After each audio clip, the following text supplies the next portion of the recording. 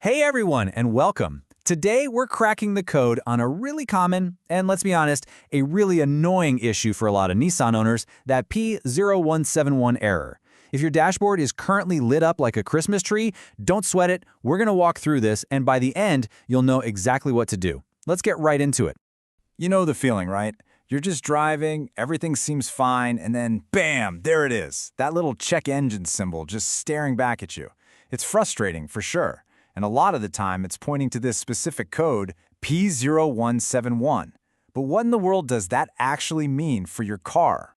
So, in the simplest terms, P0171 is your car's computer telling you that something's off with its diet. The system is running too lean, and all that means is that the engine is getting way too much air and not enough fuel.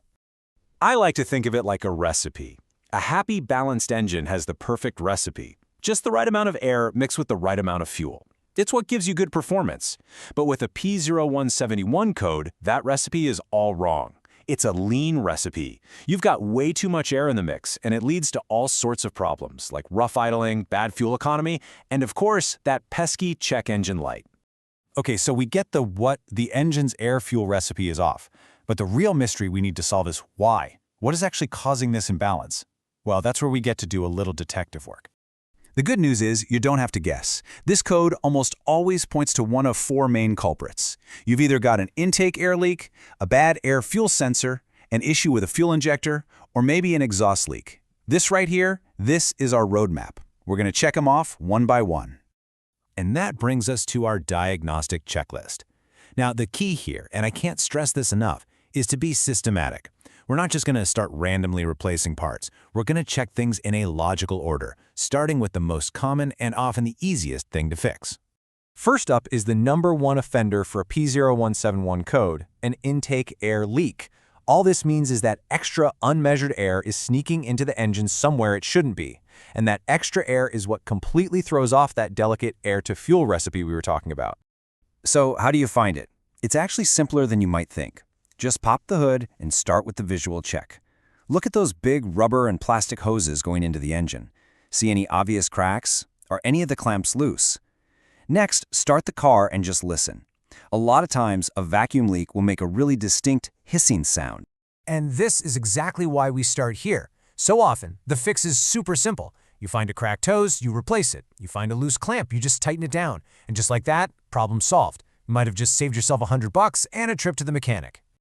All right, let's say you've checked everything, and you're positive there are no air leaks. It's time to move on to suspect number 2, the sensor itself. The air-fuel ratio sensor, you might also hear it called an oxygen sensor, is the little guy that's supposed to be tasting the exhaust and telling the car's computer how that air-fuel recipe looks.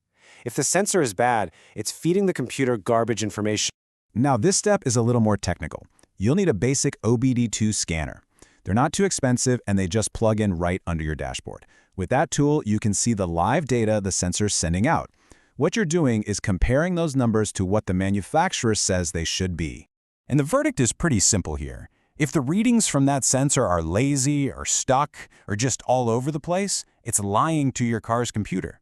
The only fix in that case is to replace the sensor with a new one. Okay, on to cause number 3. So, we've checked for extra air getting in, and we've checked the sensor that measures the mix. What if the problem is on the fuel side of things? A clogged or just plain broken fuel injector means the engine isn't getting the gasoline it needs, and less fuel means, you guessed it, a lean condition. Checking the injector usually starts with a visual inspection. You're looking for anything obvious, like fuel leaking around it or any clear signs of damage. A clog inside might be hard to spot, but you're looking for any clues that it's not doing its job correctly.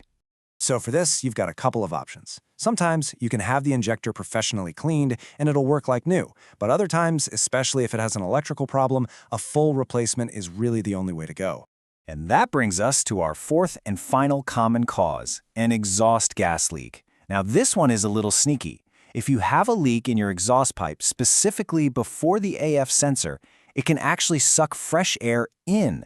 This tricks the sensor into thinking the engine is running lean, when it might actually be perfectly fine. To check for this, you'll need to safely get a look at your exhaust system from the engine all the way back. You're searching for any obvious holes, cracks, or maybe a broken gasket right where the exhaust connects to the engine. And just like our other issues, the fix here is pretty straightforward. If you find a crack or a hole, that piece of the exhaust system has to be repaired or replaced. That'll stop the extra air from getting in and fooling that poor sensor. Whew! All right, we have officially worked our way through all 4 of the main suspects. So before we wrap this up, let's just quickly go over the most important things to remember. Let's get that light turned off so you can get back on the road. So here's the bottom line. That P0171 code means your engine's air-fuel recipe is wrong.